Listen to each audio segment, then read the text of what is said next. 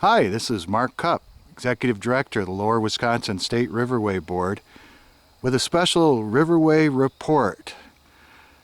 Tuesday, October 6th, and we are at Moore Lake, west of Muscadet in the Bottomlands. And joining us today is Nate Fayram, an ecologist with the Department of Natural Resources, working on state natural areas, very familiar with the Riverway and the wetlands associated with it, as well as the uplands too. So Nate, thanks for being with us today. You bet.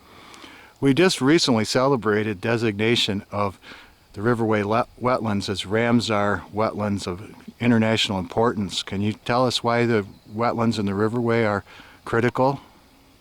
Well, they're critical because it's a large stretch of protected habitat.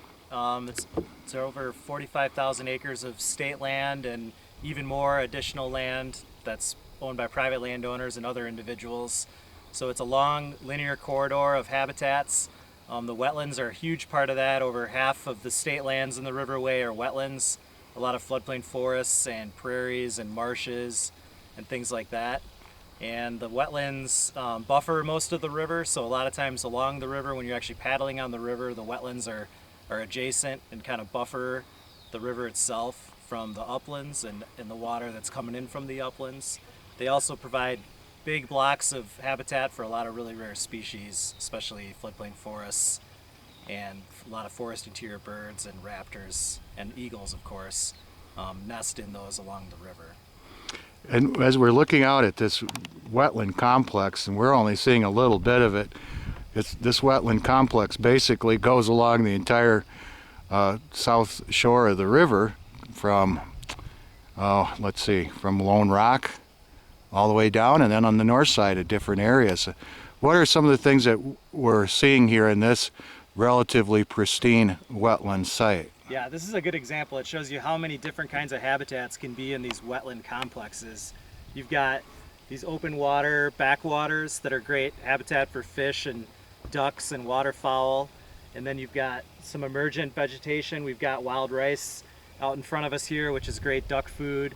And a lot of emergent marsh is important for a lot of different marsh birds.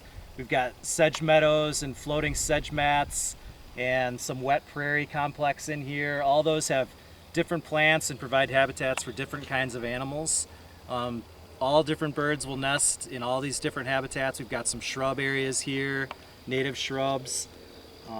That'll provide habitat for different types of species, and basically the varying topography here provides different types of plant communities depending on how close you are to the water table. And so all different types of plants and animals kind of exist depending on what kind of topography is going on here. And then it grades right up into the uplands, which is the cool thing about the Riverway. You get these transitions from the river to the wetlands to the uplands, and there's lots of plants and animals that really like those transitional habitats. So instead of having hard edges, we've got really nice transitional habitat here that provides habitat for lots of different species. And in terms of bird life, we have the importance of this habitat for nesting birds that are here, and for those few that are here all year round. But it's a very important spot for migratory birds as well, waterfowl and others. Absolutely. And so waterfowl, of course, will use the river itself, but also, and even more so, all these backwaters that are all along the river. And in migratory season, especially the large blocks of floodplain forest and the upland forest really provide great stopover habitat for migrating birds, both in the fall and in the spring when they're coming back up. And when we look at this site, what would be some of the interesting plants that we might find in a wetland site, in addition to the wild rice and some of the others you mentioned? Are there some rare plants that typically you'd find in a Riverway wetland?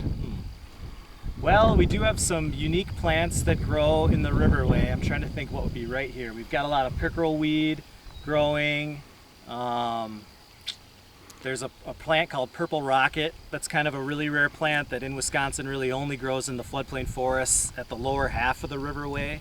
There's actually a native hibiscus that grows in the lower half of the Riverway, especially down by Grant and Crawford counties. That's the only hibiscus in Wisconsin. That's kind of an interesting plant. This is the only place in Wisconsin where you'll see that.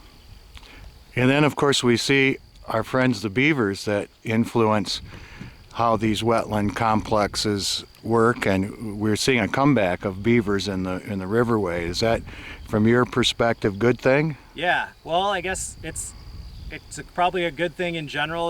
We definitely seem to see a lot more beavers out and about. They were here naturally, and they kind of fluctuate over time. Of course, it depends a little bit on trapping and other things that are going on.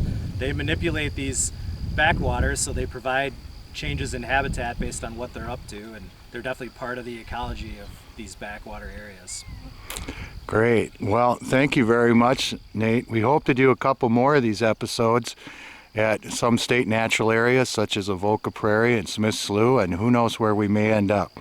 But for today, we just wanted to come out and enjoy this beautiful 70-degree day, nice breeze, sunshine, and enjoy early October at its finest. So until next time, I hope to see you somewhere in the lower Wisconsin State Riverway.